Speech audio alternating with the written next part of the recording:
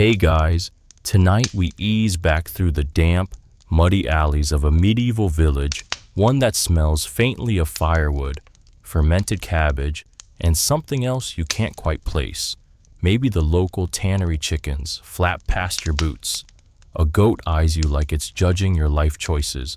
Candlelight flickers in high wooden windows, and behind those panes, secrets, whispers, and more than a few consequences.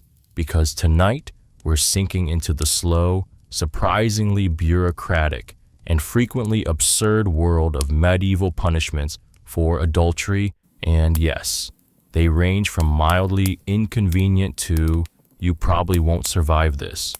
But thanks for trying. You'll pass through time-worn town squares, dangle your metaphorical toes in cold ducking ponds, and maybe even try on an iron mask lined with a spike. Not actually recommended. Oh, and onions. We won't forget about them either. Just wait. So, before you get comfortable, take a moment to like the video and subscribe, but only if you genuinely enjoy what I do here. Tell me where you're listening from and what time it is in your corner of the world. I always love reading that. Now, dim the lights, maybe turn on a fan for that soft background hum, and let's ease into tonight's journey together. You start in a little place with no name on the map. It's not much more than a dozen thatched homes arranged around a cobblestone square with a single church, a cider shack, and something ominously called the Justice Log. You quickly learn that in a world with no CCTV and no dating apps, scandal is everyone's entertainment. And if you're unlucky enough to fall in love with the wrong person, well, people talk. In fact, gossip is half the judicial system here. A neighbor spots your spouse wandering behind the stables with the blacksmith.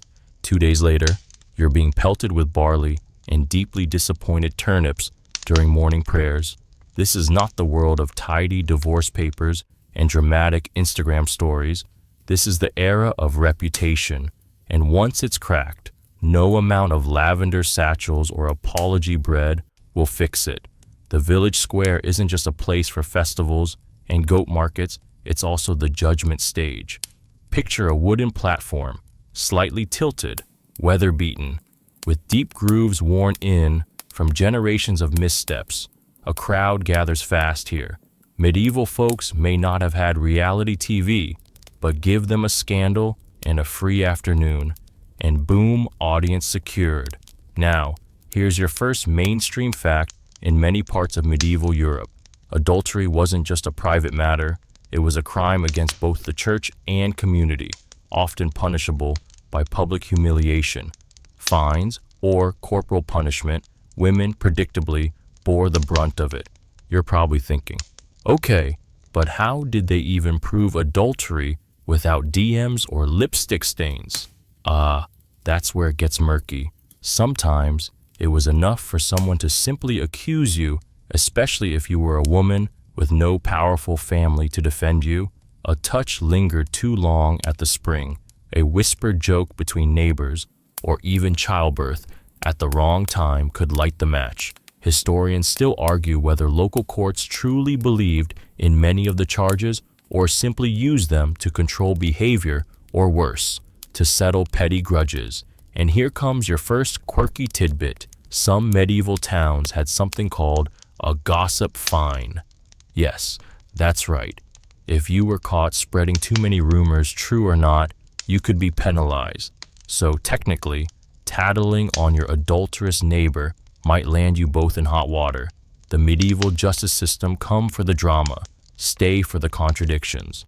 Back in our sleepy village, you pass a wooden signboard nailed to the church door. It's been inked with someone's name twice. That's never good. Once for lechery, once for repeat lechery. Apparently, serial offense had its own classification. In some towns, names were read aloud during Sunday services right before everyone awkwardly shared the peace. You continue your quiet stroll through the streets. A cat stretches out on a windowsill, oblivious. You, however, are quickly realizing how little privacy anyone had. between the constant watchfulness of neighbors, the church's moral detectives, yes, more on them later, and your own family members ready to tattle under pressure. You lived in a surveillance state made entirely of gossip and suspicion. Some towns even had official scolds rolls, like naughty lists for grown-ups. If your name showed up too many times, the punishments escalated. At first, you might be forced to carry a large symbolic item like a distaff if you were a woman, or a bundle of straw if you were a man. Nothing says I made a poor romantic decision quite like being paraded around with symbolic agriculture. And here's the kicker. Your sleeping arrangements could even play a role in punishment. In certain communities, convicted adulterers were temporarily housed in colder, darker parts of town, deliberately isolated, not just socially but physically. The punishment wasn't always loud and dramatic. Sometimes it was quiet, cold, and lonely. Still, amid the strictures and suspicion, people found ways to maneuver. A few sly folk even turned gossip to their advantage, spreading false stories to distract from their own indiscretions. Remember that thing about medieval onions? Here's a gem. Some believe that eating raw onions before bed could ward off improper dreams. You know, just in case you were thinking impure thoughts about the baker's apprentice, you arrive at the village well just as the sun dips behind the trees. The water reflects a flicker of torchlight from the nearby hall where tomorrow's cases will be heard, and fate's decided. But tonight, it's quiet. You sit on the edge of the stone ring, feel the coolness seep through your clothes, and listen to the creaking rhythm of a sign swinging in the wind. Justice may be swift here, but sleep, oddly enough, still takes its sweet time. You wake to the soft clang of a bell, one that sounds like it was crafted by someone who got distracted halfway through hammering. In this village, bells do more than mark the time. They call the community together, summon penance, and occasionally announce who's about to be publicly dunked in a pond for violating the moral code. Today, it's the latter. You follow a slow-moving crowd, many still chewing their morning porridge. The town's ducking stool, more of a wooden plank on a pivot, balanced over a brackish pond, is being dusted off with all the ceremony of retrieving an old friend from storage.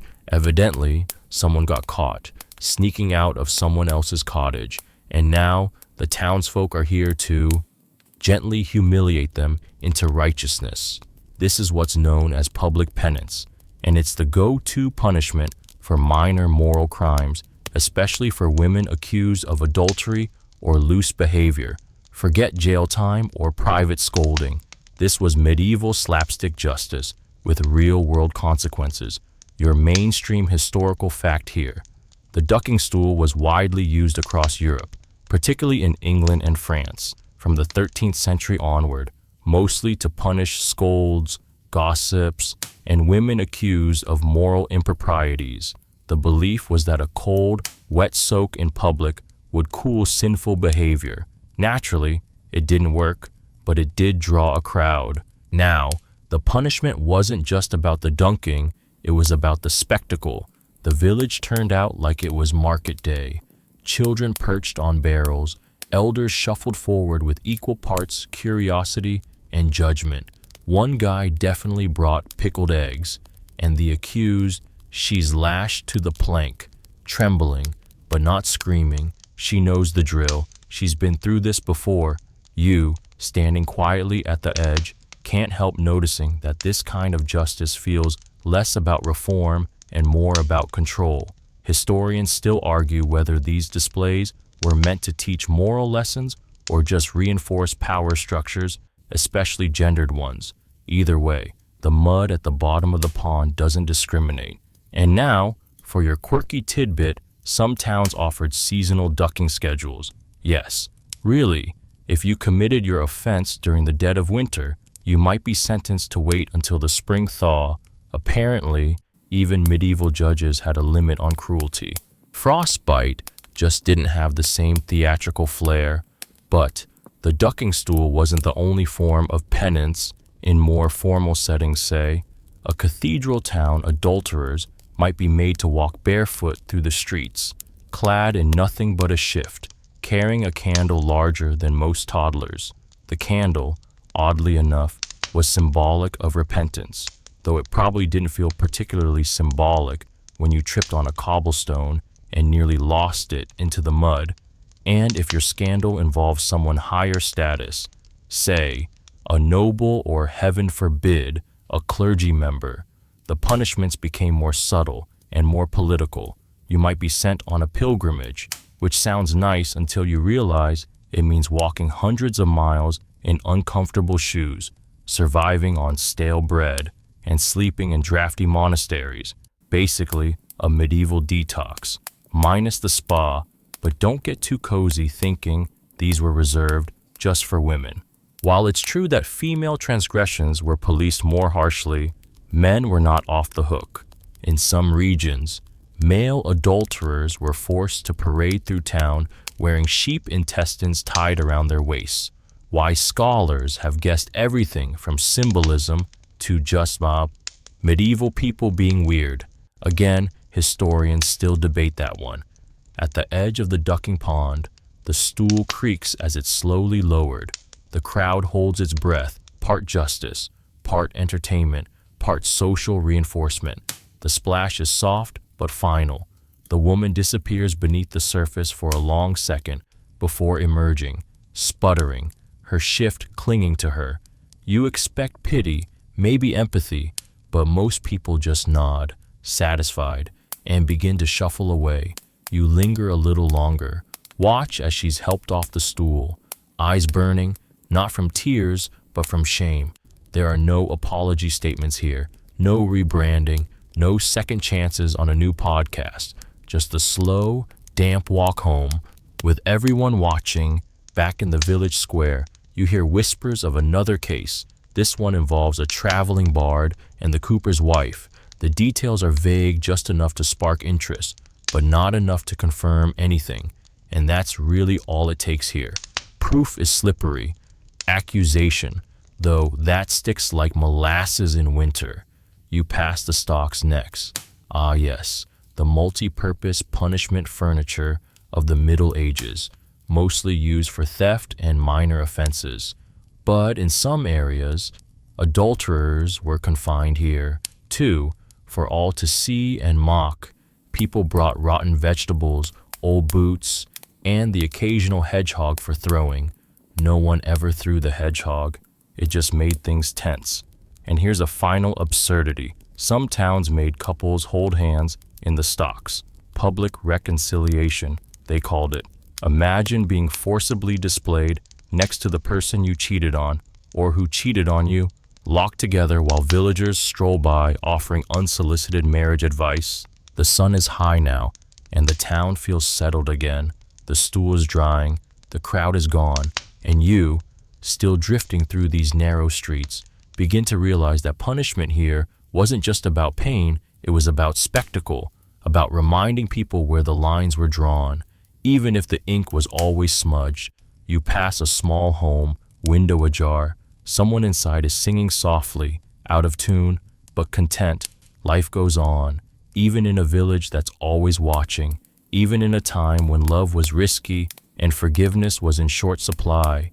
You wander farther down the muddy track, the village giving way to open fields, a few lazy sheep blinking in your direction like they're keeping secrets. And maybe they are after all. Everything in medieval life seems to be governed by some unspeakable, contradictory rule, including marriage, especially marriage. You reach a thatched roof cottage with smoke curling from the chimney, the unmistakable smell of turnip stew wafting out into the air. Inside, a woman stirs the pot, pausing occasionally to adjust the linen cap on her head. She's been married 10 years and has spoken perhaps 24 words to her husband today, most of them about firewood or missing socks. This, by all accounts, is a successful union. Marriage in the Middle Ages wasn't the stuff of poetry, unless the poem included lines like "shall not fornicate with neighbor's thatcher" or "must transfer 2 cows and a dowry chest upon betrothal." That's because marriage was primarily a legal and economic arrangement, not a romantic one. Sure, love might happen, but only if you were lucky or spectacularly patient. And here's your mainstream fact in medieval Europe. Marriages could be made legally binding simply by the mutual exchange of consent, often without a priest, witnesses, or any paperwork. Just a yes. I take you, and that was that. Instant marriage. Some historians argue this led to chaos, with secret unions and abandoned promises becoming a sort of medieval romantic plague. To cope, the church tried to get involved. They started insisting that weddings happen in public, in churches, with banns announced 3 weeks in advance. But even then, couples sometimes whispered vows in barns or back alleys, hoping no one noticed until it was too late. Of course, with marriage came expectations, fidelity, obedience, shared chores, and crucially, no stepping out with the miller, no matter how good his buns were. And when adultery happened, it wasn't always a private affair. In fact, many communities turned infidelity into a group project, complete with judgments, parades, and punishments that range from theatrical to absurd. Take the Charivari, for example. This was a mock serenade, performed by villagers wielding pots, pans, and anything else that could make a racket. They'd surround the home of the adulterous couple and bang away for hours, chanting rhymes and offering unwanted advice. It was social punishment via percussion. Historians still argue whether this was meant more to shame or to reintegrate the guilty back into the fold. You picture it now, a sleepy hamlet lit by torchlight, angry neighbors whacking spoons against kettles while yelling things like, "Keep your breeches buttoned," "Tom somewhere," a cow lowing in approval. But don't mistake this for wholesome village bonding. These events were laced with menace. Sometimes the adulterers were dragged out of their homes, paraded backward on donkeys because riding backwards symbolized moral reversal, or perhaps just made it harder to balance. Occasionally, effigies were burned in their place. Nothing says we're over it like setting a straw doll of your neighbor's mistress on fire. You move along now, approaching a larger estate at the edge of the village, the manor house, gabled roof, painted shutters, slightly too many geese. This is where things get complicated, because noble adulterers weren't dunked or serenaded. They were exiled, imprisoned, or, if the scandal was too dangerous, quietly poisoned at dinner. No ducking stools for dukes, and yet, even among the upper class, marriage wasn't about romance. It was about land, alliances, and producing the right heir at the right time. Infidelity, that was a risk, but a calculated one. There are stories, some whispered, some written, of noble women who kept elaborate codes, trained maids to misdirect guards, and disguised lovers as musicians. One even built a hidden tunnel. That's dedication. Or architectural curiosity. Here's your fringe tidbit. Some 13th century noblemen hired professional bed warmers to test the sheets for their lovers, not in the way you might fear, but literally, to make sure the bed was cozy. The medieval version of turning on the electric blanket before your date arrived. Back in the village, a local boy runs past you, swinging a stick like it's a sword, shouting something about honor and goose thief. You smile, but only just, because honor in this time is slippery, especially when it comes to relationships. A woman's honor was tied to her reputation, a man's to his property and control, and infidelity chipped away at both, even when no one got caught. But they usually did. Medieval towns were small, walls were thin, and if you thought TikTok was nosy, you haven't met a baker's wife with idle time and a direct view of your front door as you sit near a moss-covered stone well, the kind used for both drawing water and eavesdropping. You remember something odd. In parts of Eastern Europe, adultery trials included ordeals, physical tests to prove innocence, One involved walking barefoot over hot plowshares. If your feet didn't burn, you were innocent. If they did, well, you were guilty and possibly also now limping for life. Historians debate whether these trials were truly believed or just symbolic, kind of like medieval polygraphs. Except the machines were fire and superstition. The sun begins to dip, shadows lengthen. Somewhere, a rooster crows prematurely.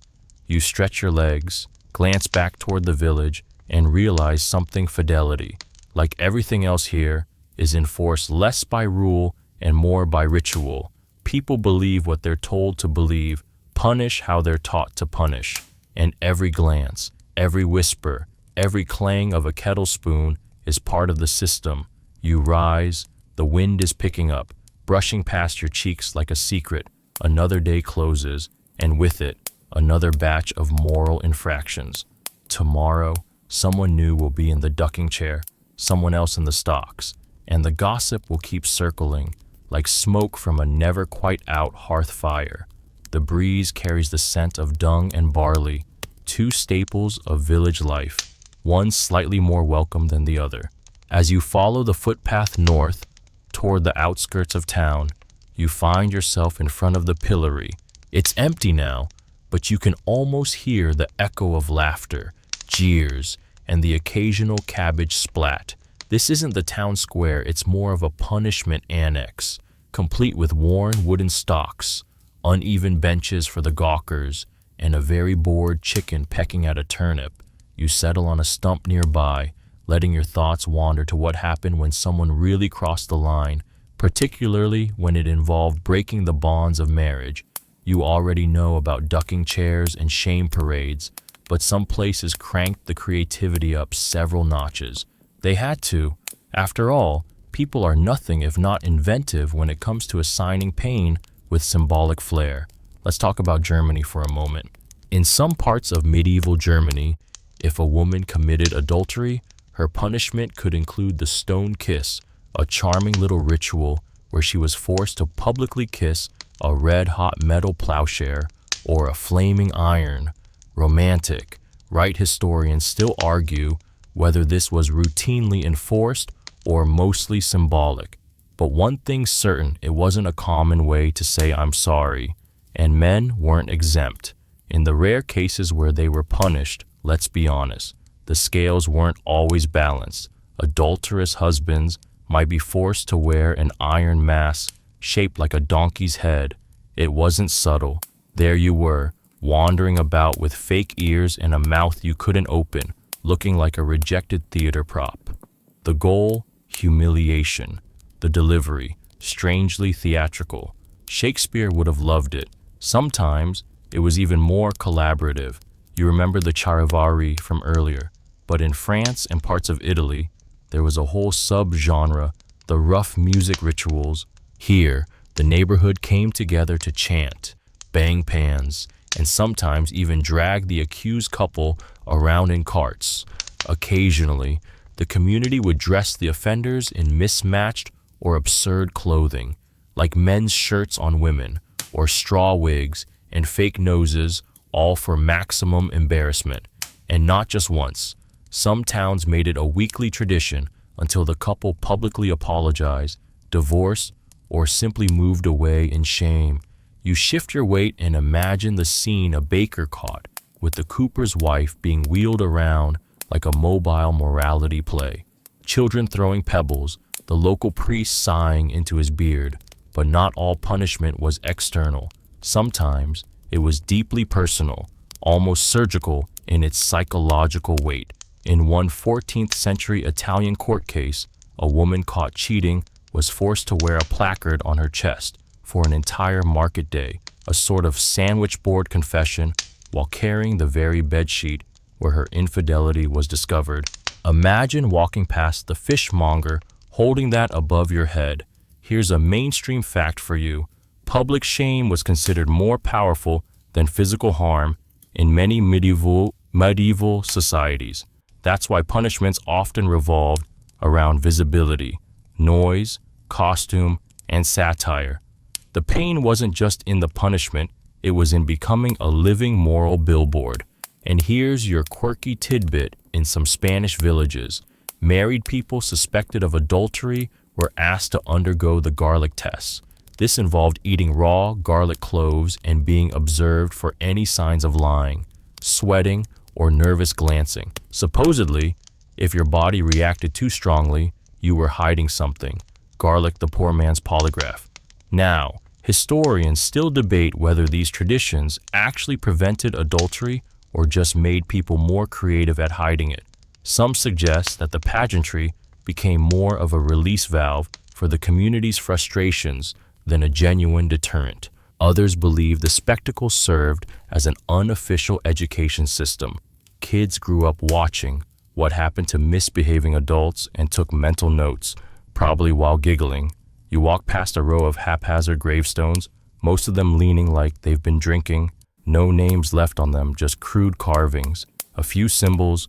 One has a tiny iron ring bolted to it, a leftover from some forgotten punishment ritual, or maybe just where someone tied a goat too many times. It's all wonderfully ambiguous.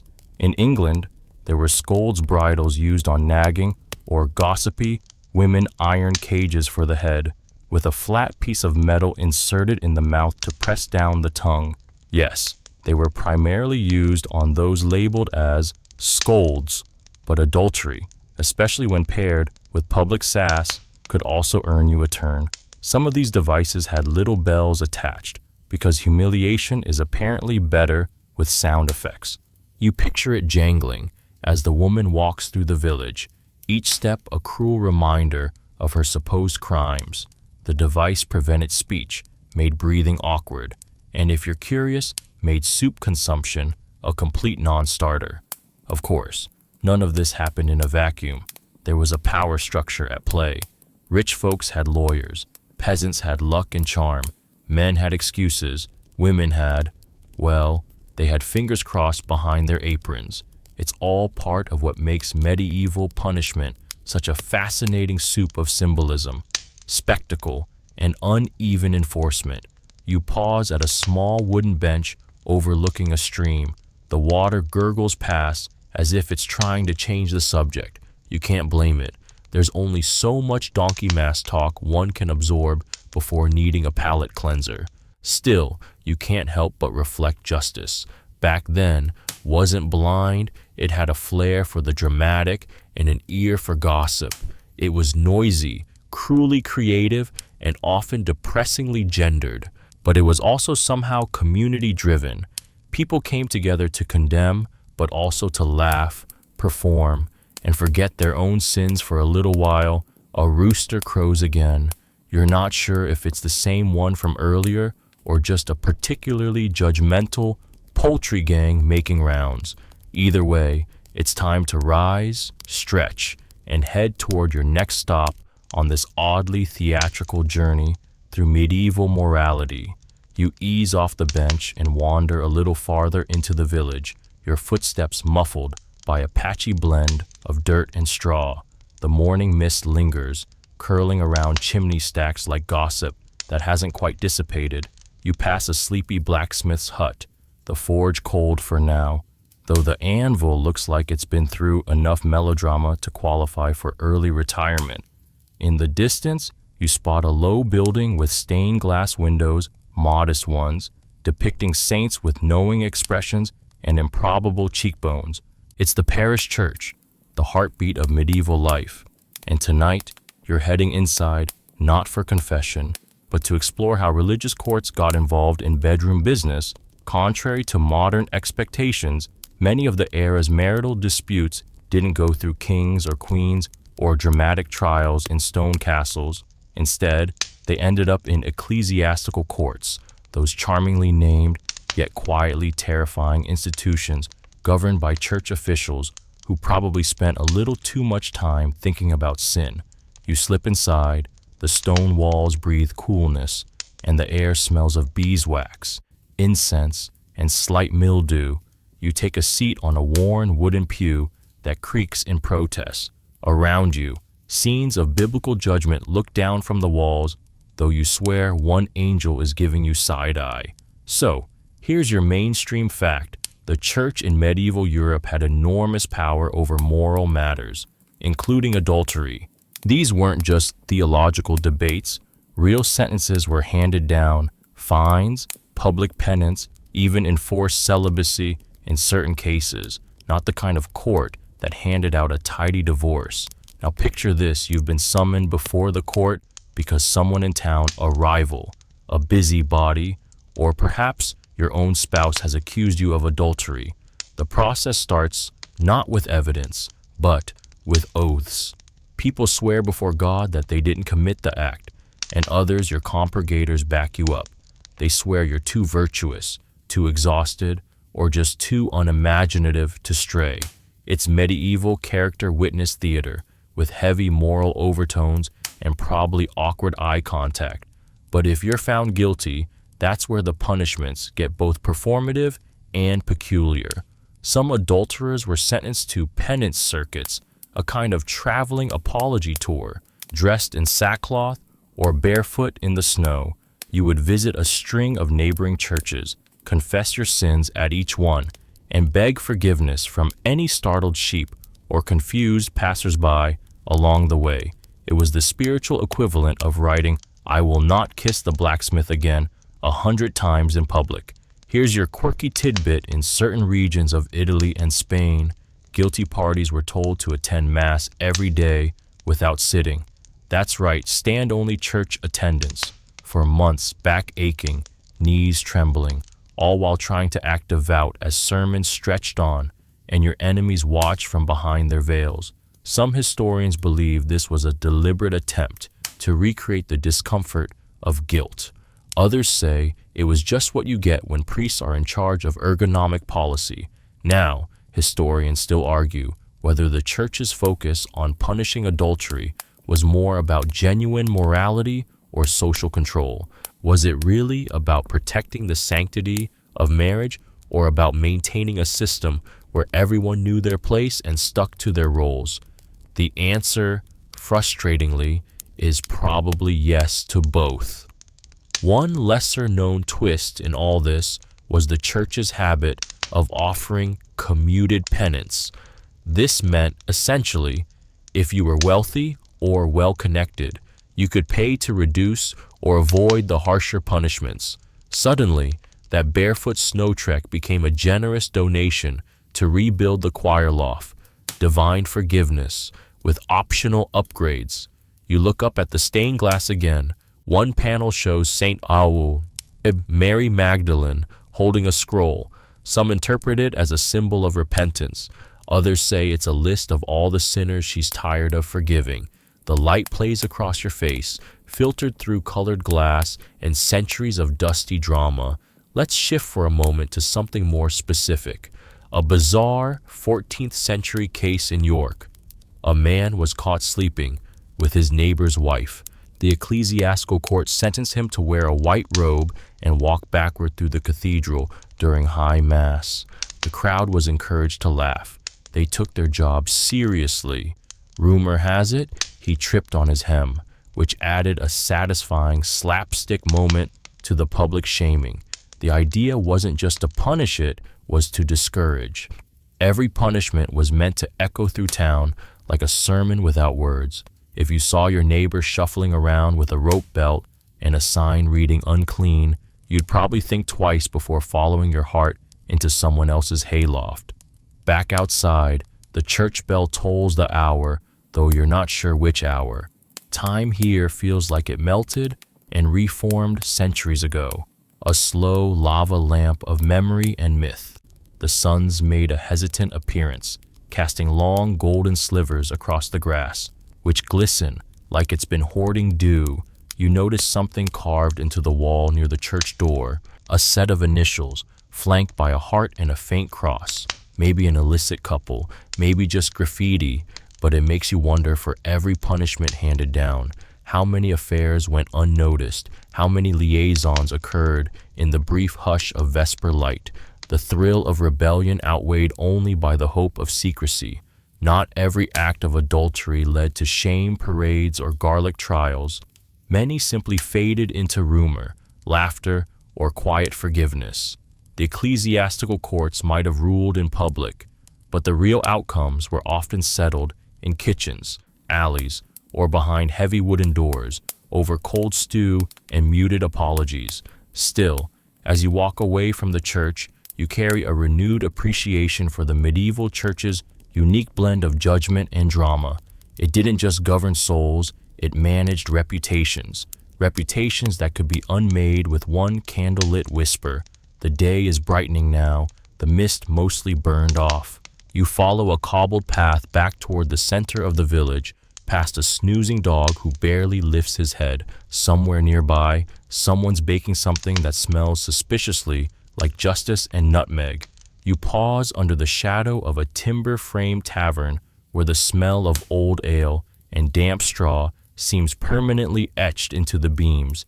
A hand-painted sign above the door creaks gently, two goats fencing with wooden spoons for some reason, and a crow perches on the thatched roof like it's been there since 1274. Inside, there's a warmth to the scene. Candles flicker low, and you hear the rhythmic clatter of a dice game in progress, paired with the unmistakable sound of someone telling a story that's definitely exaggerated. But your journey takes you away from ale-soaked confessions and towards something much icier. Tonight, we're headed north to Scandinavia, where early medieval codes took an extremely pragmatic view of adultery, often blending local traditions with evolving Christian law. You wrap your cloak a little tighter as the imagined wind picks up, carrying with it the scent of pine, salt, and the faint, metallic edge of a snowstorm. Now here's your mainstream fact in Viking Age Iceland. Adultery wasn't just considered a moral failing, it was a breach of household honor. But unlike in many parts of Europe, honor was communal property, and that meant punishments were often decided more by family consensus and social standing than by courts or clergy. Let's say, for example, your brother's wife has taken up with the neighbor. You, as the brother's sibling, might be the one expected to take action either through formal accusations or less formal axe waving. That's right. Adultery could spark blood feuds, dragging entire households into conflict that lasted generations, because nothing says intimate betrayal like assembling your extended cousins to burn down someone's fishing hut. Historians still argue whether these acts of revenge were genuinely about justice or more about restoring lost masculine status, especially in a culture where reputation was everything, and saga poets recorded your greatest hits and worst decisions in nearly the same tone. Now, before we get too grim, here's your quirky tidbit in Norway's medieval Gulating law, a legal code with a name that sounds like a mild gastrointestinal complaint. There's an odd clause involving naked swimming. If a woman was accused of adultery but denied it, she could be ordered to undergo a trial where she walked into freezing water up to her neck. If she survived without collapsing, she was innocent. If not, well, the fjord had spoken. You may be wondering, was this widespread? Not quite. These trial-by-elements traditions varied by region and were fading by the late Middle Ages, but they underscore how deeply intertwined justice and spectacle were, especially in societies where nature itself was seen as a divine witness. Cold enough for the gods, cold enough for the truth. Wandering through a snowy Scandinavian village, imaginary though it may be, you spot a longhouse built partly into the hill. Smoke seeps from the turf roof. Inside, the fire glows, and a group of elders murmurs around it, deciding the fate of a woman accused of sharing more than just salted herring with her neighbor. There's no screaming, no judge's gavel, just long pauses, eye contact, and the weight of precedent. Unlike the ecclesiastical courts of France or England, Scandinavian systems put a stronger emphasis on compensation and balance. Adultery might lead to divorce, certainly, but often the punishment wasn't public humiliation, it was a fine. The guilty party might pay silver or livestock to the wrong spouse. Less scandalous, but just as costly. Picture yourself dragging a goat through the snow, muttering apologies while it bleats disapproval.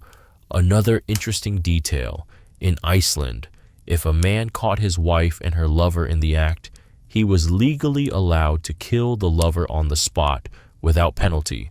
But, and this is important only if he did so immediately, if he waited even an hour, it became manslaughter and he could be exiled. This led to some impressively awkward legal debates over what counted as immediate. One judge famously ruled that if you had time to change your shoes before picking up your axe, you weren't acting in the heat of the moment. As you trudge through the snow-laced past, you begin to see how adultery in these regions wasn't just a private failing. It was seen as an assault on the structure of the family and, by extension, the community. But unlike the flamboyant punishments of France or the trial by pepper variety of Italy, Scandinavia favored colder, quieter consequences. Imagine a dinner after such an accusation.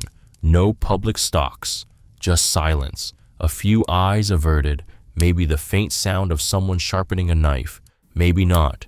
And if exile came into play, well, the frost-bitten wilderness beyond the fjords wasn't exactly Airbnb friendly.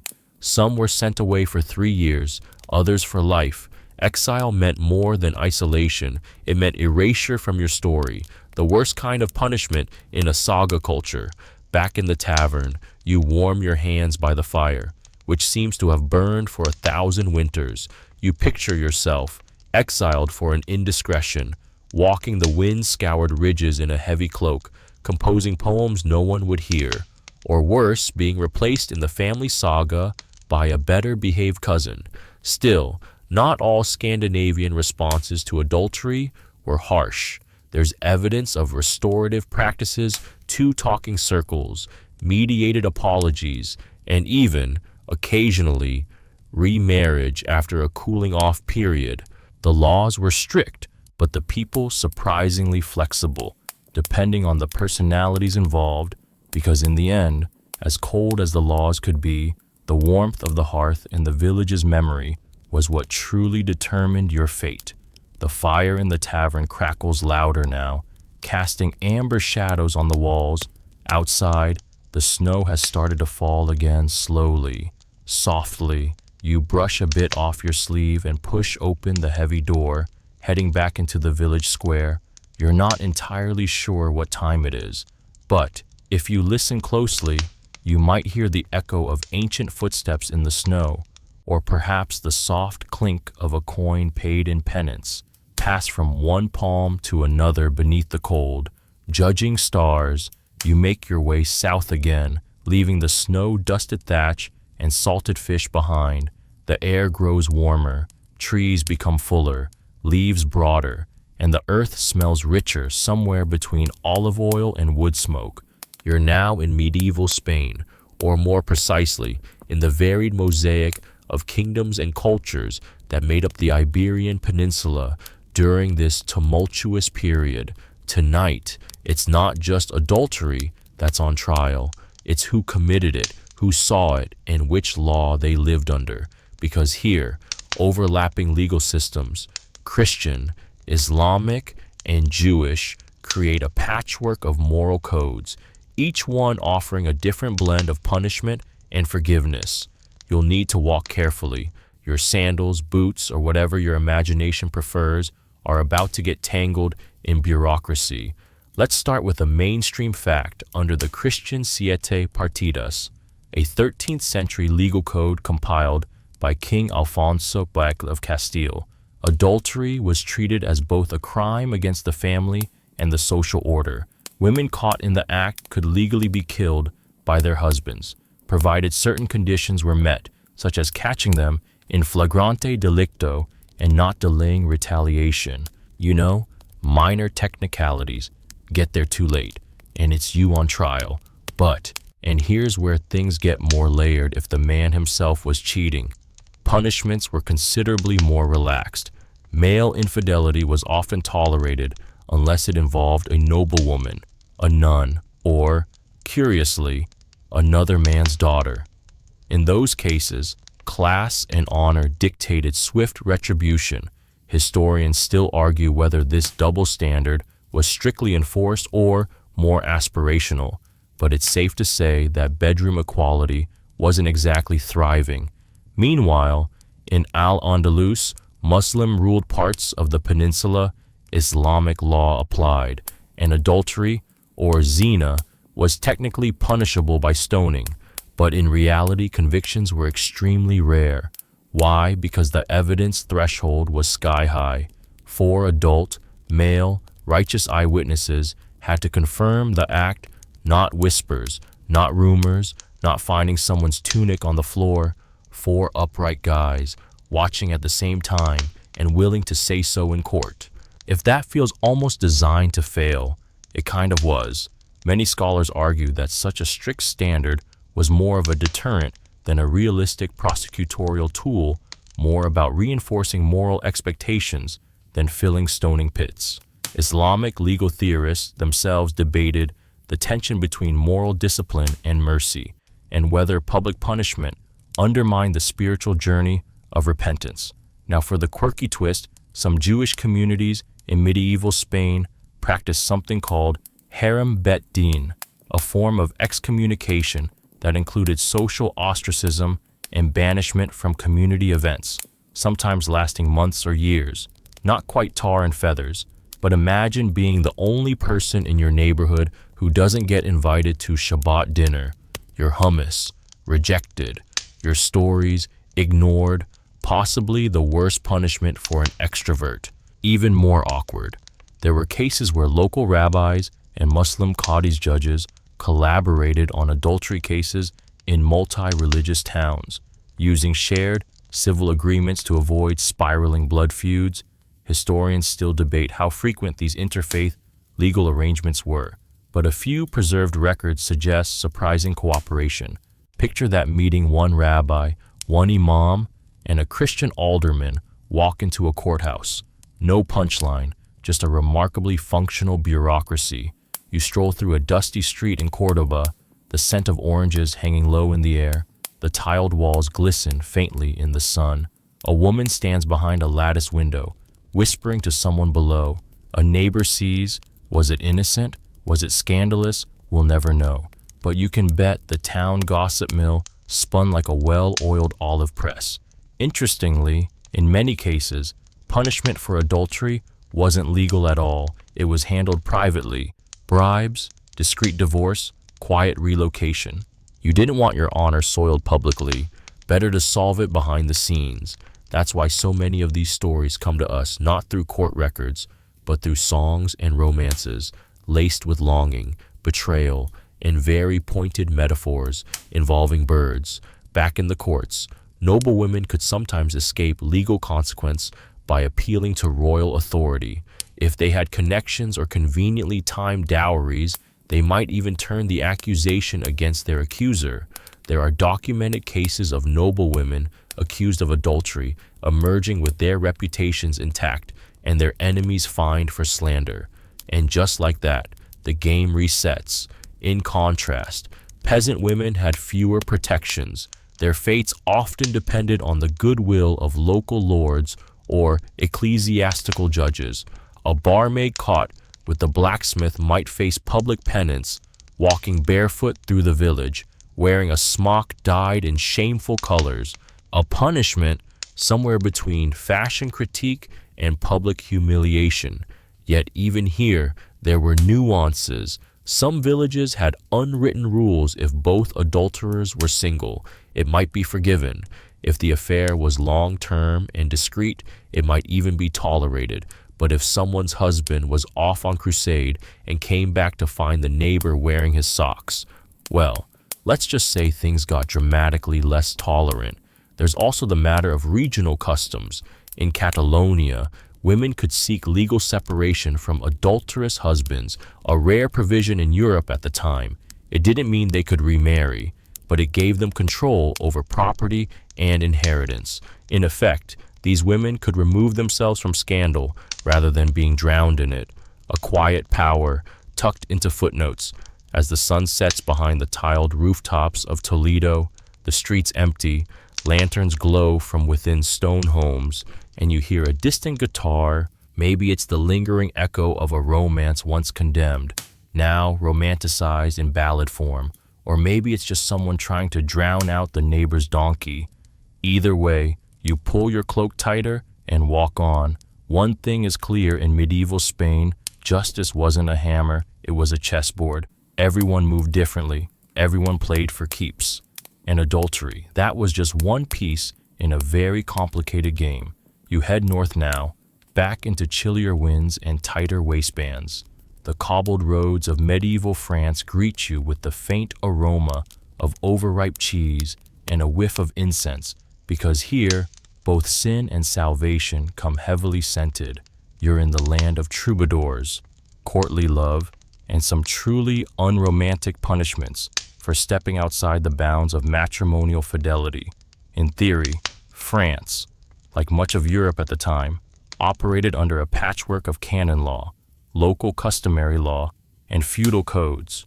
What this means for you, dear bedtime traveler, is that your fate as an adulterer depends entirely on where you're caught and who has jurisdiction over your transgression. Step over a hill and suddenly the punishment goes from a stern sermon to a public whipping. And if you're noble, well, you're not so much judged as managed. Let's begin with a mainstream fact. The church condemned adultery unequivocally, labeling it a mortal sin. Confess it to your priest, do penance, and you might earn divine forgiveness. But if your neighbors found out before your confessor did, not even sainthood could save your reputation. Canon law called for separation of adulterous spouses, especially if the woman strayed, though the man could often return to marital bliss after a hearty apology or, a pilgrimage. And here's a fringe tidbit for you in parts of 13th century Normandy. A woman caught committing adultery could be sentenced to wear a shaved head in public for a specified duration. Think of it as the medieval equivalent of having your infidelity trend on Twitter, minus the hashtags and plus a breeze on your scalp. It wasn't about pain, it was about shame. Your visibility became your punishment. Meanwhile, France also gave rise to that infamous cultural invention courtly love. Noblemen penned poetry about unattainable married women, swooning over them with metaphors about birds, stars, and occasionally fruit. These affairs were usually more emotional than physical, though not always. Historians still argue whether courtly love was ever truly platonic or just cleverly disguised lust with a literary alibi. Either way, the real danger came when these poetic dalliances crossed into actual bedroom territory. If the husband was powerful, and especially if the affair was public, he could petition for severe punishment. Women might be banished to convents, their lands seized. Men could be fined, flogged, or even imprisoned, though wealthy noblemen had a knack for disappearing temporarily to their country estates until things cooled down. Now, for a stranger twist in certain rural regions of medieval France, adultery trials were sometimes decided through trial by ordeal, a practice slowly dying out by the 13th century, but still occasionally revived by particularly dramatic communities. A suspected woman might have to walk barefoot across hot irons or plunge her hand into boiling water. If God healed her quickly, she was innocent. If not, well, clearly divine Wi-Fi was down that day. The courts weren't always necessary, though social enforcement was alive and well. Wives who strayed could find themselves subjected to public charivari, a ritual humiliation where neighbors would gather outside the house, banging pots and pans, singing bawdy songs, and making animal noises. The message, we know what you did, and we brought percussion. Think of it as a medieval flash mob designed to shame you into piety. Interestingly, French peasants often had more flexibility than the nobility. With fewer assets and less political consequence, their affairs, while frowned upon, weren't always litigated. If things got too messy, the local priest might intervene with a scolding and a prescribed number of Our Fathers. That said, if adultery led to illegitimate children, inheritance chaos could follow, especially if the child started to look suspiciously like the Thatcher. There were also cases where communities turned a blind eye, particularly if the husband was abusive, absent, or, let's say, emotionally flat. Women in some towns formed informal support networks, sometimes referred to in modern scholarship as sisterhoods, offering safe houses, childcare help, and a whole lot of gossip. Historians still debate how organized these groups were, but their presence in court depositions suggests that solidarity, however, whispered did exist. And let's not forget the role of sumptuary laws. In some regions, a woman caught in adultery could be banned from wearing certain colors or fabrics. Imagine being told you can't wear red or velvet ever again. It's less about suffering and more about making you drab. Social death by linen. But punishment wasn't all public spectacle. In highborn households, betrayals often unfolded behind velvet drapes and closed doors. You might overhear a whispered confession between a lady and her maid, or a quiet financial settlement offered by the aggrieved husband to make everything go away. Honor was a currency, and sometimes it bought silence. As twilight settles over your imagined French village, you pass a couple walking apart from one another. Their arms never touch, their eyes never meet. But when a handsome traveler tips his hat to the lady, the husband's glance sharpens. Jealousy wasn't just a feeling, it was grounds for legal action, especially if it led to bloodshed, which, unfortunately, it often did. But we'll save that for another night. You wake, or perhaps you never quite fell asleep in the warm, sun-drenched courtyards of medieval Islamic Spain, known then as Al-Andalus. The scent of orange blossoms wafts on the breeze, and tiled fountains murmur quietly in the background. It's peaceful, beautiful, and if you're careful, surprisingly progressive for its time. But don't be fooled by the poetry and architecture. Tonight's focus remains adultery. And even here, beneath the minarets and mosaics, punishment could be as swift as it was symbolic. Islamic law, or Sharia, was the guiding principle across much of the Islamic world. Unlike the chaotic mix of feudal and ecclesiastical laws you encountered in medieval France, Sharia was, at least in theory, more standardized. And here's your mainstream historical fact: for the night adultery, zina was considered a major offense, haram, or forbidden, under Islamic law. But, and this is where the story gets textured, proving it was a monumental challenge. The law required 4 adult male witnesses to the actual act, not the cuddling, not the whispered giggles, the full, undeniable event. As you can imagine, this was rarely feasible. So, while the punishment in theory could be severe stoning for married offenders, flogging for the unmarried, the real-world application was often far more restrained. Scholars still argue whether these punishments were ever carried out systematically or if they serve more as moral deterrence written in ink rather than stone.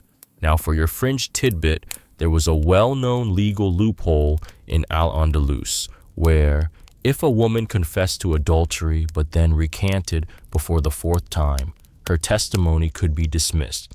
Yes, 4 confessions were needed to make it legally binding. 3, still just a phase. It's like the legal system version of "Are you sure?" but with increasingly serious consequences if you keep saying yes. Interestingly, Islamic legal scholars in medieval Spain often emphasize repentance and discretion over spectacle and punishment. A judge might lecture a pair of lovers, sternly and quietly release them, especially if they were young or from respectable families. The key was privacy. A scandal made public was like spilling ink across the fabric of society. It left a stain no one wanted to explain.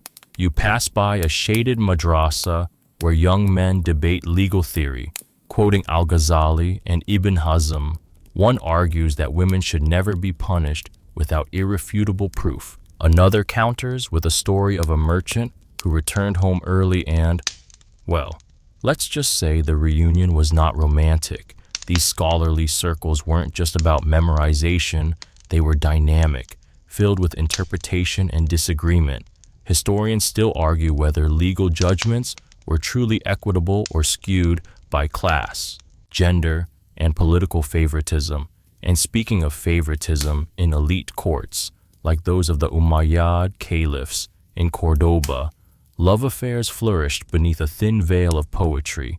Courtiers composed verses about longing, desire, and forbidden trysts. Some were autobiographical, others aspirational. A few were dangerously confessional. The line between romance and heresy was thin, and sometimes written in couplets. You might even stumble on an old scroll where someone compares his forbidden love to a fig, plucked before its time, subtle. It wasn't only women under scrutiny, though. Men who strayed from their marriages could be fined, stripped of honors, or demoted, especially if the affair involved someone else's wife or, in complicated cases, a slave concubine with ambiguous status.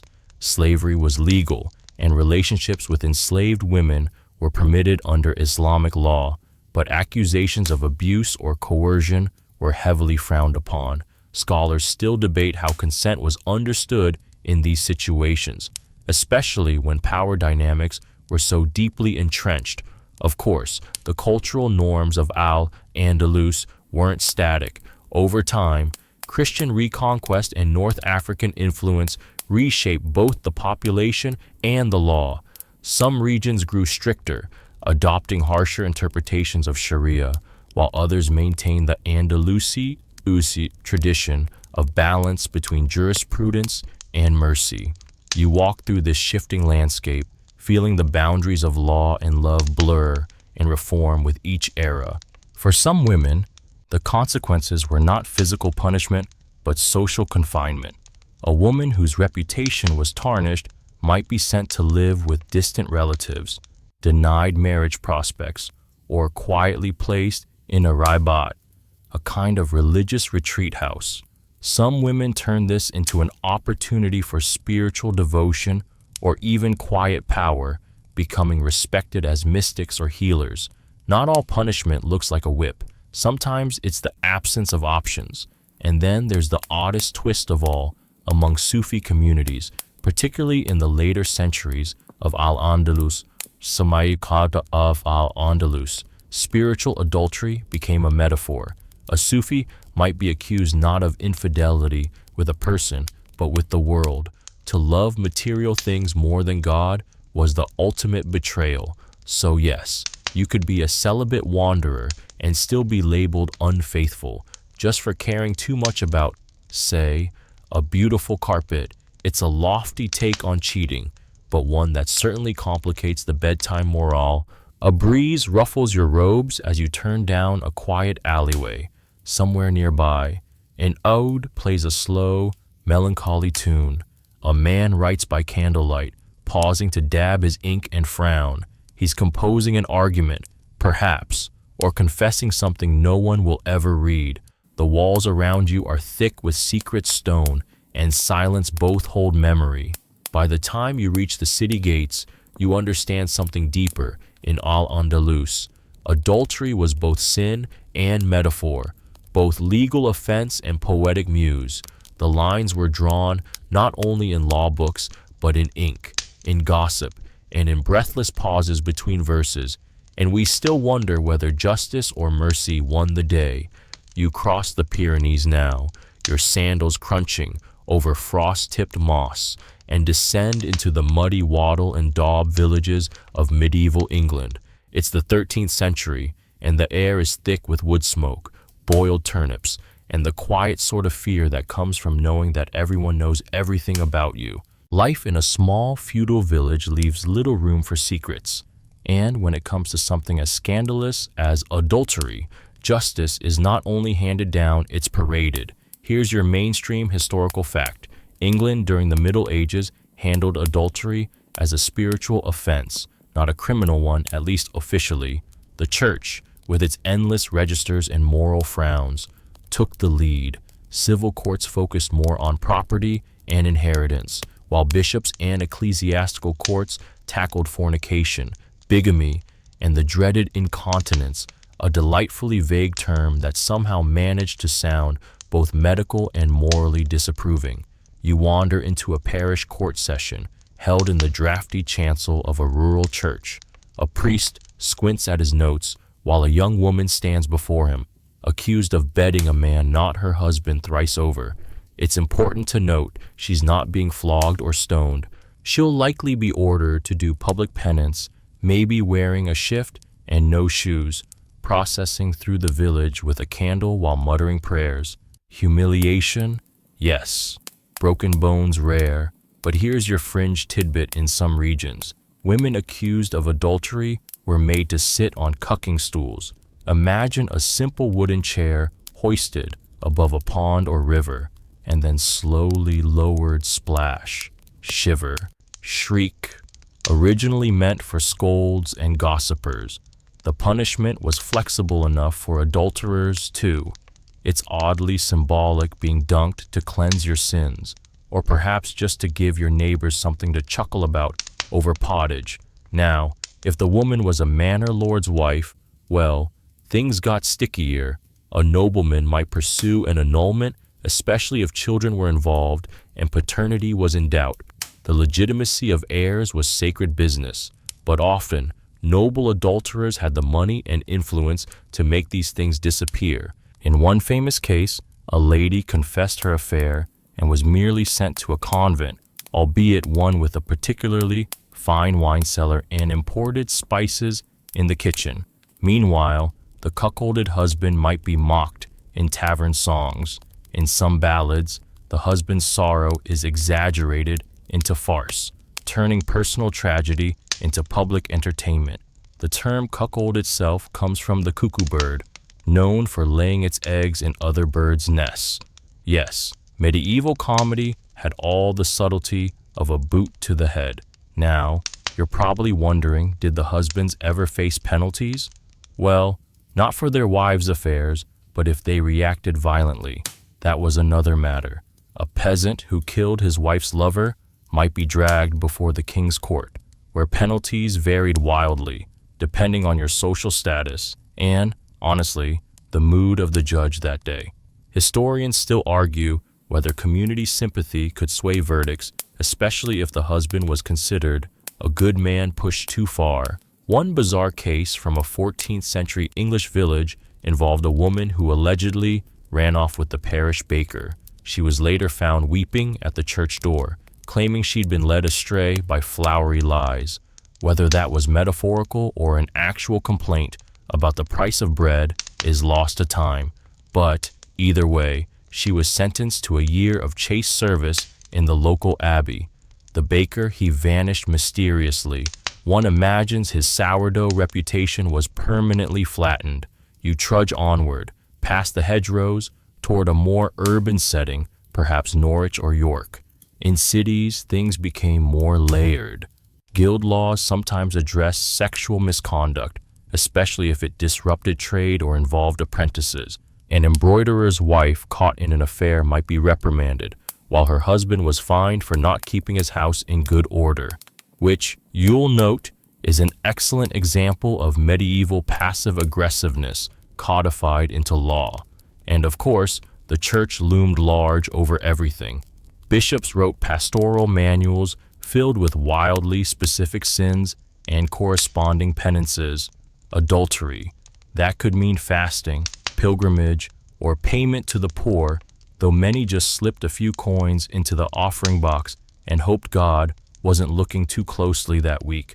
The penitential system was a spiritual transaction, sometimes deeply sincere, sometimes about as heartfelt as clicking I agree on an online terms of service.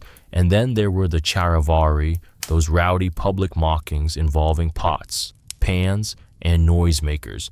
If a community felt someone had behaved badly, especially in cases of marital infidelity, they might stage a rough music parade outside their home. The idea was to shame without violence, though depending on the mood and alcohol intake, things could escalate. These mock processions were part folk justice, part stress relief. You wouldn't want to be the recipient, but as a spectator, surprisingly entertaining.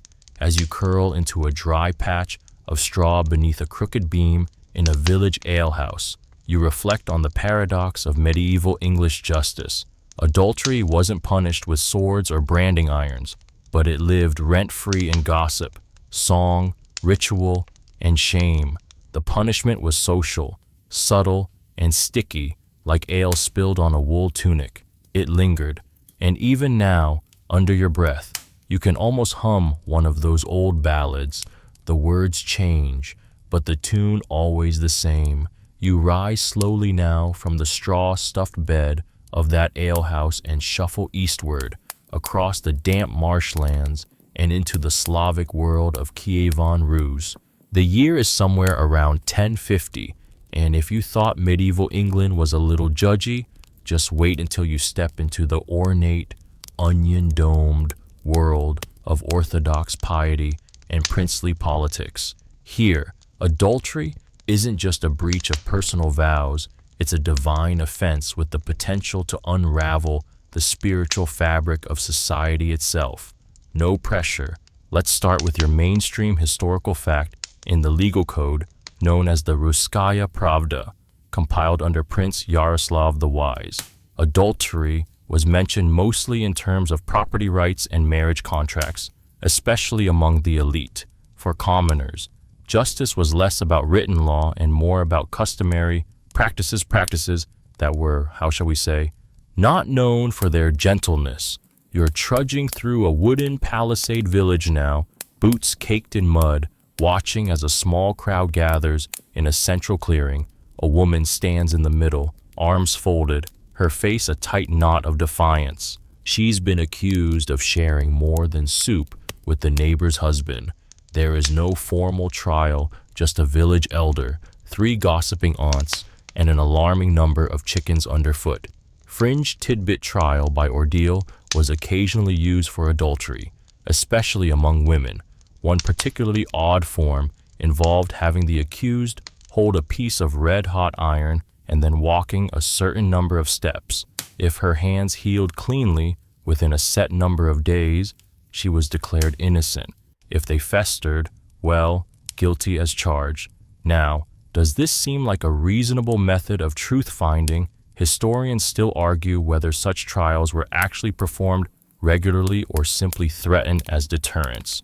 Either way, it certainly discouraged repeat offenses or at least encouraged better hiding spots. Of course, the church was on hand to frown helpfully. The Eastern Orthodox view on adultery was particularly unforgiving. A penitent adulterer could be barred from communion for up to 15 years, a spiritual timeout of epic proportions. That's longer than most modern prison sentences, and the rules applied to men and women alike. You imagine a merchant returning from Constantinople, nervously clutching a letter of absolution after confessing a moment of weakness involving wine, figs, and a particularly persuasive harpist. For noblewomen, things were more complicated and more perilous. If a princess was caught straying, the issue wasn't just sin, it was succession. An illegitimate child could challenge the inheritance of the entire realm. The stakes were dynastic. One tale whispered more than recorded tells of a boyar's wife who supposedly fell for a court minstrel.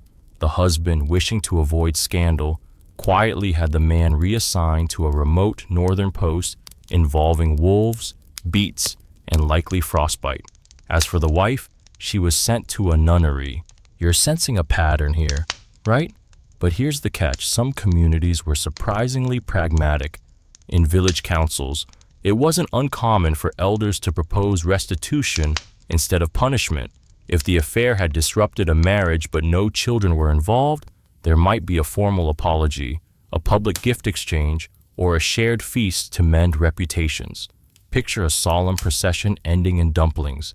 Basically, you duck into a smoky izba, where a midwife tells stories of women's herbs, teas, and tinctures meant to prevent conception or even mask evidence of an affair. Some of these recipes involve juniper, pennyroyal, and liberal applications of prayer.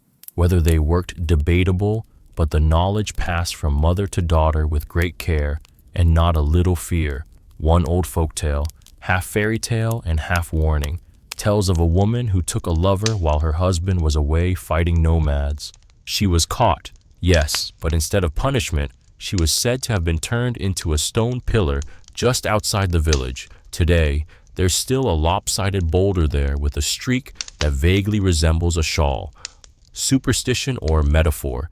Historians still argue whether such stories were cautionary allegories or just very bored shepherds trying to explain geology. Meanwhile, the status of men wasn't always shielded. A husband found guilty of infidelity could be denounced in front of the church, fined, or most painfully of all, subjected to mock weddings where he was made to wear a veil and march through the town square. You think of it like ancient performance art with just a touch of vendetta. Now, you're squinting at a handwritten manuscript, pages inked with painstaking Cyrillic and decorated with odd little doodles. One margin sketch shows a man holding what appears to be a fish gnome. Wait, it's a symbolic representation of fertility, or shame, or possibly a tax. No one's quite sure, but it definitely adds flair. As the fire crackles low, you start to realize just how fluid the concept of punishment was in this world. Written laws existed, yes, but the real justice system lived in the glances of your neighbors, the whispers in the bathhouse, the knowing look from the priest during Sunday liturgy. There is no stockade here, no whipping post. But if you break the social fabric, if you fray the invisible threads that hold the village together well, your world becomes very, very cold. Not from weather, but from silence. You bundle your cloak tighter, stepping outside into the frost-laced wind. In the distance, a woman sings a lullaby to a child who may or may not look like her husband. The song is soft, haunting, and more than a little ambiguous. Justice, it seems, is often more about perception than punishment. Now, your boots crunch over snow and pine needles as you make your way into the mountainous corners of medieval Tibet, a realm often romanticized for its monasteries and mandalas, but also a place where social harmony, spiritual obligations, and marital fidelity carried uniquely high stakes. You might have imagined serenity, chanting monks, and fragrant yak butter tea, but step even a little out of line, and that calm exterior begins to tighten with tension. First, your mainstream historical fact in many parts of pre-modern Tibet. Polyandry, specifically fraternal polyandry, was common. That means a woman might be married to several brothers at once, far from being chaotic. This system helped preserve scarce farmland by preventing estates from being divided up generation after generation. One wife, multiple husbands, one tidy family plot. Marie Kondo would approve. So now you're imagining a cozy household, a woman stirring tsampa, while four brothers argue over who left the prayer wheel spinning too long. But polyandry didn't come with free passes. Jealousy still bloomed, rules were still expected, and adultery, outside that structured arrangement, was seen as a betrayal, not only of trust, but of cosmic balance. After all, in a culture where karma and community were tightly interwoven, your personal actions could drag the spiritual GPA of your whole clan. Fringe tidbit time, certain mountain villages enforced adultery rules through shaming parades. These weren't violent affairs, but they were deeply mortifying. The guilty party, often a man, sometimes a woman, might be marched through the village wearing comically exaggerated symbols of infidelity. Think oversized yak horns strapped to the head, or an empty wooden cradle to signify misplaced domestic duties. And if that sounds absurd, well, it was also effective. Laughter is a powerful policing tool, especially when it's your neighbors. Now, here's where things get murky. While Tibetan Buddhist texts discourage sexual misconduct as one of the 5 precepts, what constituted misconduct varied greatly depending on time, region, and sect. Historians still argue whether monastic authorities actively enforced adultery laws among laypeople or whether these were left to local customs. In practice, many disputes were settled at the village level through elders or family councils who might prioritize harmony over punishment. Imagine yourself now seated inside a dim, incense-thick shrine room, kneeling beside a family seeking mediation. The wife has confessed, though quietly, to stepping outside the marriage, and the husbands, yes, plural, are seated in tight-lipped silence. The elder monk nods slowly, sipping from his tea, and finally says, the offending parties must undertake a pilgrimage, a long, cold trek to a sacred site. Not a punishment exactly, but a chance to recalibrate one's karma through endurance, reflection, and blistered feet. Of course, for some, the risk of spiritual discipline didn't outweigh temptation. One popular folk song tells of a mischievous monk and a goatherd's daughter who met under the moonlight. Their affair ended allegedly with the monk being reassigned to a remote monastery where the only excitement came from repainting faded tankas. Was it true? Perhaps not. But even monks weren't exempt from village whisper campaigns. And now comes your favorite detail, love spells. Yes, nestled among the prayer scrolls and butter lamps, you'll find a whole cottage industry of semi-sanctioned magical texts meant to influence the heart. Some involve chanted mantras, others use dolls fashioned from barley dough and human hair. A few, more esoteric ones, required the practitioner to walk backward around a shrine at midnight, reciting the name of the beloved while holding a piece of turquoise in their mouth. You know, simple stuff. But if you got caught using such spells, especially if they worked, the social consequences could be steep. Even an accusation of sorcerous seduction could isolate you from your community, so you kept your affections discreet, your rituals quieter, and your turquoise well hidden.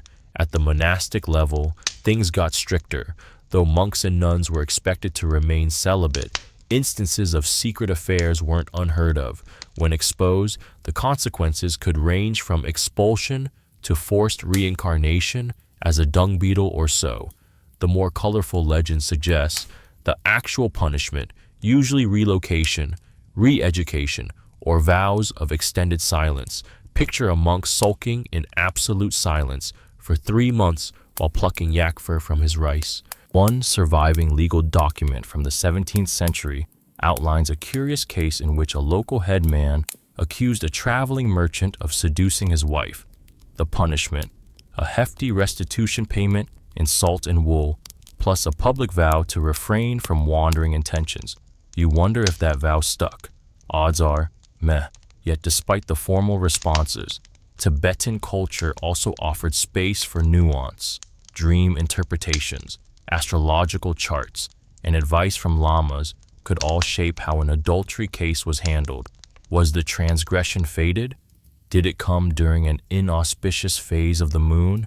Should the parties undergo cleansing rituals instead of harsh penalties? Often, the lines between judgment and forgiveness blurred like ink in melted snow. As the night deepens, you pause beside a nomadic tent, canvas flapping gently in the wind. Inside, a family sits around a fire, speaking softly in a language shaped by glaciers and ghosts. They tell old stories, some silly, some sad, of love lost, love mistaken, and love that somehow endured through frostbite, famine, and family drama. Your breath fogs in the high mountain air, and you feel the weight of centuries humming in your ears. In this land, justice is often circular, like a mandala, intricate, precise, and erased just as it's finished. You step into the snow again, your footprints joining 1,000 others. No matter the time or place, fidelity was rarely just about the act. It was about what that act threatened to unravel. Family, face, balance. You descend from the snowy crags of Tibet and find yourself, a little disoriented, trudging through soft sand now. The air suddenly dry, warm, and laced with the scent of dates and camel dung. You're in medieval Arabia specifically, the Abbasid Caliphate at its intellectual peak, a world of philosophers and poets, libraries and lanterns. But don't be fooled. This is also a place where the rules around marriage, honor, and yes, adultery, were taken very seriously. Your sandals slap against the stone floor of a bustling market in Baghdad. Spices swirl in the air. A call to prayer echoes in the distance. You pass scribes bent over Quranic verses and perfume sellers hawking rose water in little glass vials. But if you slip behind the bright stalls, past the rows of woven carpets and carved brassware, you'll hear whispered conversations, rumors about a neighbor's affair, or the wife of a merchant caught in a compromising situation. Here's your mainstream fact in Islamic jurisprudence of the medieval period. Zina, the term for unlawful sexual relations outside of marriage, was considered a serious offense, but it wasn't taken lightly in terms of evidence either. Under Sharia law, proving zina required either a confession or 4 adult male witnesses to the act itself. Yes, 4, and they had to be extremely specific about what they saw. As you can imagine, that standard of proof made legal prosecutions rare. Still, the social penalties, those could sting far more frequently. Families might ostracize a daughter. A betrayed husband might publicly declare a divorce. Even poets got involved writing verse to mock, expose, or subtly shame those suspected of disloyalty. Nothing like having your personal life immortalized in a cleverly metered couplet. But let's lighten the mood with a fringe detail. There existed, believe it or not, entire manuals of love and seduction circulating among the educated elite. The most famous, The Perfumed Garden, a kind of medieval self-help meets erotica guide that discussed everything from ideal marriage to bedroom etiquette and, yes, warnings about infidelity. It offered poetic passages and, occasionally, extremely detailed advice about, well, let's just say reconnecting with your spouse. According to one anecdote, an emir reportedly had it read aloud to him when he suspected his marriage was faltering. Therapy wasn't quite a thing yet, but storytelling, very much so. Meanwhile, scholars still argue whether medieval courts across the caliphate applied zina laws uniformly or if local custom often took precedence. Some regions emphasize moral re-education over corporal punishment. Others, particularly in moments of political tension, used accusations of adultery as political weapons. Imagine being accused not because you strayed, but because your cousin wanted your orchard. It happened often, and here's where things start to feel strange. One court record from 10th century Cordoba describes a man petitioning the local judge to punish his wife's lover, not for sleeping with her, but for writing her terrible poetry. The judge, reportedly unable to stop laughing, dismissed the case with a fine for wasting the court's time. So, yes, even in the golden age of Islamic scholarship, bad verse was sometimes the greater crime. You duck into a narrow courtyard, shadowed and cool. There, 2 veiled women sit across from one another, exchanging almond sweets and secrets. One describes how her cousin evaded scandal by hiring a body double to meet her lover in the garden while she stayed at home reading verses by Rumi. Was it true? Who knows? But if Netflix ever greenlights a medieval drama set in Damascus, you've got the plot right there. Punishments, when enforced, varied wildly. While stoning is often cited in texts, most historical cases resulted in discretionary punishments, or what's called tazir, meaning the judge could decide on a lesser, context-based penalty, a public reprimand, a short jail term. In some cases, the adulterer was simply sent away to a different town, banishment by social exile, if not legal command. And as always, the upper class often enjoyed immunity cloaked in decorum. If you were a wealthy merchant or a high-ranking official, your affairs might be quietly tolerated so long as no scandal leaked. The poor, not so lucky. In fact, one anecdote from a traveler's diary describes a weaver who was flogged publicly for a suspected affair with a married woman, despite both denying it. The merchant husband had influence. The weaver had none. That imbalance still echoes uncomfortably through the centuries. Yet, And this is worth pausing for. The medieval Islamic world was not devoid of forgiveness. In many cases, families sought reconciliation.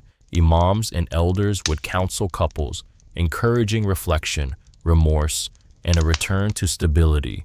Adultery might rupture trust, but in a world so tightly bound by kinship, neighbors, and mosque communities, sometimes peace was preferred over punishment. Still, the warnings remained.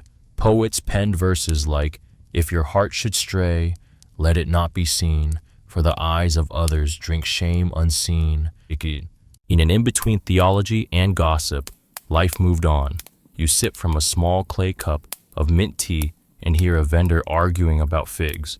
A group of boys runs past, one wearing a turban too big for his head, and somewhere above you, behind a lattice window, someone listens quietly as the muezzin calls again, gentle, rhythmic, forgiving.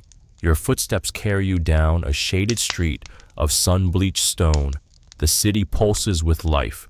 The rules may be stern, the laws intricate, but human desire finds its way through cracks like jasmine between bricks. And now, the sky begins to turn the color of soft gold as another long, hot day winds down. You pause, you exhale. Maybe the poet was right. It's better to keep secrets where the moon can't reach them. The sand under your feet is replaced once again, this time by moss-covered cobblestones, slick with the recent drizzle of an English spring. You've journeyed from the warmth of Baghdad to the cool, damp hush of 13th century England, a place where marriages are forged for land, livestock, or favor more often than love, and where wandering eyes are quickly followed by wagging tongues. You duck beneath a low stone archway, stepping into the cramped inner courtyard of a manor house. Chickens scatter. Somewhere, someone is muttering about firewood. A boy scampers past with a slate tablet tucked under his arm, chased by a mutt and a scolding grandmother. Life here is ordinary quiet, earthy, and scratchily uncomfortable. But behind the hedges and within the parchment walls of the legal system, adultery is a scandal wrapped in bureaucracy. Here's your mainstream historical fact in medieval England. Adultery was officially considered a moral offense rather than a criminal one, at least in secular courts. It was typically handled by ecclesiastical church courts, which had jurisdiction over so-called sins of the flesh. And oh, did they keep busy? Church courts across England processed thousands of cases involving marital disputes, sexual misconduct, and, yes, accusations of infidelity. The punishment, it varied. A guilty party might be ordered to perform public penance. Think walking barefoot through the churchyard in a wool tunic, holding a candle, while being pelted with the occasional piece of cabbage. Humiliating, sure, harsh, well, not compared to what came next in some places. You shuffle past the manor's great hall and into the stables, where the groom leans against a post, whispering the latest gossip. He tells you about a nearby village where a wife was accused of adultery after being seen, wait for it, laughing too heartily with the baker. The community's response: the local priest demanded the woman wear a smock of shame and stand outside the chapel during Sunday Mass. She reportedly knitted during the whole ordeal. And now, your fringe fact: in certain corners of England, cucking stools were employed not only for supposed witches or scolds, but also for adulterers. These were wooden chairs, sometimes affixed to long beams or dunking mechanisms, used to parade the accused through the village or dip them unceremoniously in the nearest river. Originally more common for women labeled as gossips, the stool became a catch-all tool for humiliating anyone who disrupted the social order. Wet, shivering, and fully embarrassed, that was the goal. Historians still argue whether such punishments were symbolic more than functional.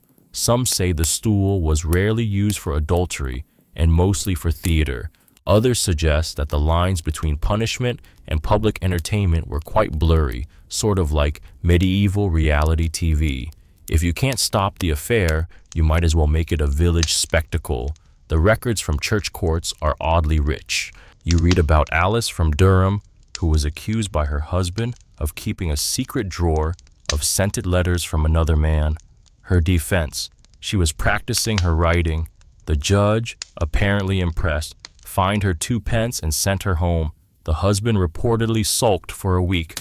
Or there's the case of Thomas, a traveling stonemason whose wife took up with the neighbor's son while he was off carving cathedral gargoyles. Upon his return, he filed for divorce through the church. The trial lasted 6 months and ended in forced separation, not punishment. Thomas kept the family donkey, while his wife retained the beehives. Truly, division of assets at its most pastoral. Wander farther and you'll find whispers of the ordeal method, though by the 13th century it had largely fallen out of use. Still, the memory lingered of trials by hot iron or cold water, where guilt or innocence was determined not by logic, but by burns and buoyancy. You imagine being accused and having to plunge your hand into boiling water to prove your faithfulness. Suddenly, writing poetry for your spouse seems like a small price to pay. Of course, gender played a role. Women were disproportionately targeted in accusations of adultery. A man's affair with a single woman might be overlooked, but a wife's betrayal threatened lineage, property, and let's be honest, ego. Still, women weren't entirely powerless. Some took lovers discreetly, relying on close-knit webs of trust. Others confessed in a fit of guilt, only to be gently advised by the priest to keep quiet and bake more oatcakes. You pass a small village tavern where a minstrel strums a lute and sings a not-so-subtle ballad about a lady, a knight, and a lost pair of boots. The patrons chuckle into their ale. Satire was another form of social correction. If you couldn't take someone to court, you might shame them through song, and there was always the canonical penance pilgrimage. A particularly shamed adulterer might be sent walking hundreds of miles in coarse robes, begging for forgiveness along the way. Some completed the journey, others conveniently wandered off and started new lives somewhere far away, where no one had heard the tune of their scandal. Still, amid all the judgments and public humiliations, you find moments of absurd mercy, like the couple who, upon mutually confessing affairs, decided to remarry each other. The priest, reportedly flustered but compliant, performed the ceremony with a double portion of incense and a discreet wink. The rain has picked up again, soft and steady against the thatched roofs. You pull your cloak tighter and step under a wooden eave. In the distance, a church bell tolls not for sin, not for scandal, but simply to mark the hour. Life continues, sheep wander, ale ferments, and behind every curtain or candlelit chamber, someone probably just made a decision that'll end up in next week's gossip. The church bell still echoes faintly behind you as your boots now find a drier path, a winding lane of packed earth and early pebbled paving, leading toward the grand silhouette of a southern European city-state. The sun is dipping low, casting gold and shadow across the terracotta rooftops of Florence, or perhaps it's Siena, or Perugia. It doesn't much matter. The details blur gently at the edges now.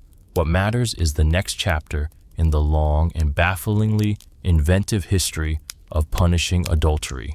You arrive just in time to eavesdrop on a town council meeting.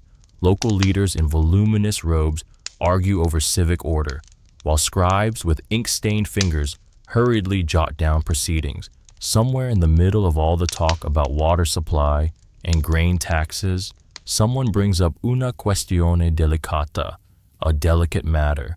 A married merchant, returning early from a trade journey, reportedly found his wife in flagrante with the neighborhood lute teacher. The solution: propose without a hint of irony a new civic statute outlining exactly how many lashes are acceptable for such an offense.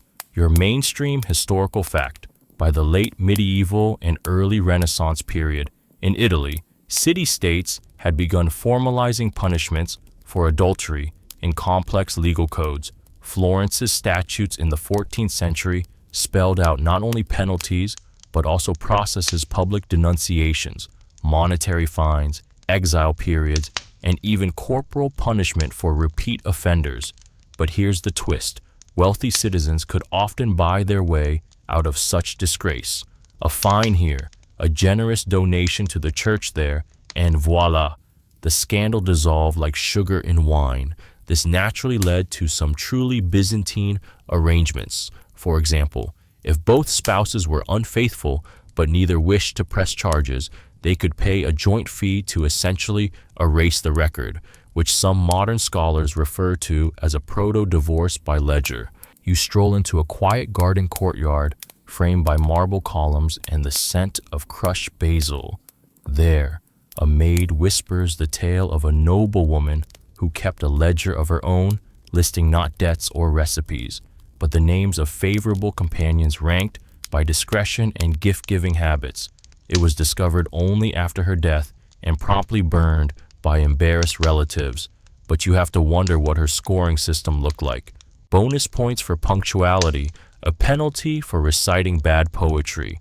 Here's your quirky fringe fact in some regions. Convicted adulterers could be forced to wear mock animal masks, goat heads, donkey ears, even pig snouts during public processions. This was known as carnivalesque punishment, and it wasn't always seasonal. The message was clear: you acted like a beast. Now you'll look like one. For maximum humiliation, they were sometimes paraded on market days, when the crowds were thick and the vegetables extra throwable. Scholars still argue whether these public humiliations were more performative than punitive. Some suggest they were essentially medieval memes designed not to correct behavior, but to entertain and reinforce moral norms through shared laughter and whispered judgment. Others argue they genuinely deterred repeat offenses, especially among lower classes who lacked the coin to bribe their way out. At the edge of town, you pass a convent where nuns are busy planting spring greens. You'd think a religious house would be exempt from romantic scandal, but of course it wasn't. In fact, ecclesiastical records tell of more than one case in which a cloistered nun fell in love, sometimes with fellow nuns, sometimes with confessors, sometimes with passing merchants bold enough to throw love notes over the wall. While the penalties for these transgressions were steep: excommunication, relocation, lifetime penance, they often ended with gentle reassignment and a sternly worded letter to the offending parties' families. And still, some stories end sweetly, like the one about a seamstress and a baker, both married to other people, who ran away together and opened a pastry shop in Naples. According to local legend, they invented a particularly flaky pastry known as la colpa dolce, the sweet guilt. No records confirm it, but you do wonder every time you bite into a particularly buttery croissant. You pause beside a well and glance down into the quiet dark. Your reflection wavers, lit by lantern light and dappled leaves. The air smells of yeast and orange blossom. You've now walked through courts, taverns, churches, harems, stables, palaces, and prisons, all in pursuit of how humans have, across centuries and continents, punished the same old misstep. Adultery ever a cause of outrage, embarrassment, fascination, and surprisingly creative consequences. Remember the spiked flogging shoes in Bavaria, the urine brewing test in the Abbasid courts, or the poor woman in Norfolk who had to wear a cabbage on her head for 6 Sundays straight, all in their own sleepy absurdity, part of this vast, strange story. And while the judgments were often uneven, often unjust, you notice something else. Too, they were deeply human. The pain, yes, but also the awkwardness, the pettiness, the messy laughter. People argued, cried, lied, confessed. Sometimes they suffered. Sometimes they baked pastries and got away with it. Which brings us, gently, to our final stop. The square is empty now. A fountain gurgles. The night air cools. and as you lean against a worn column and listen to the distant hum of a lute, the world begins to soften. You close your eyes and let the final images drift and settle like autumn leaves. A pair of wooden shoes tucked beside a bed, a letter folded beneath a candle, the soft murmur of court scribes yawning between cases, the clink of a coin handed over to erase a mistake, the delicate rustle of silk skirts brushing past stone corridors, moving toward redemption or disgrace or simply breakfast. Breathe in slowly, letting the air fill the quiet spaces left behind by all those stories. The judgment has passed, the masks are removed, the records sealed, the whispering townsfolk have gone to bed, and so have you. There's something comforting in knowing how deeply rooted, how oddly repetitive human behavior can be. We seek connection, and we blunder. We try to build order, and we create chaos. We pass laws, and then we joke about them behind closed doors. In every century, under every sky, we just try. Let your thoughts meander now, perhaps to that Andalusian courtyard where women pass poems beneath heavy veils, or that English village where gossip was currency and penance was performance, or the convent garden, still blooming with quiet defiance. You don't need to remember it all, just the rhythm, the texture, the gentle absurdity of it. Sleep comes not like a gavel, but like a sigh. No more judges, no more masks, no more scandalous ballads, only you, here, now, wrapped in a story that, at last, has nowhere else to go. Good night.